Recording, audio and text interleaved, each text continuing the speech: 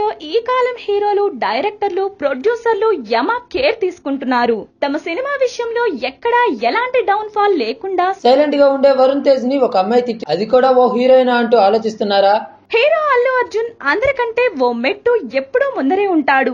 అసలు pre release function concept ని కనిపెట్టి తన సినిమా సరైనోడుతో ఈ పద్ధతి తీసుకువచ్చిన వాడు అల్లు అర్జునే. అయితే తన కొత్త సినిమా దువ్వాడ జగన్నాథం ఆడియో వేడుక పూర్తయినా ఇంకా ప్రమోషన్ల విషయంలో చాలా స్లోగా ఉన్నాడు అర్జున్. పబ్లిసిటీ విషయంలో హరీష్, అల్లు అర్జున్లు దూసుకొని పోయే రకాలు. కానీ వారు ఇంత సైలెంట్ గా ఉండడం బహుశా ఇదే మొదటిసారి అనుకుంటా.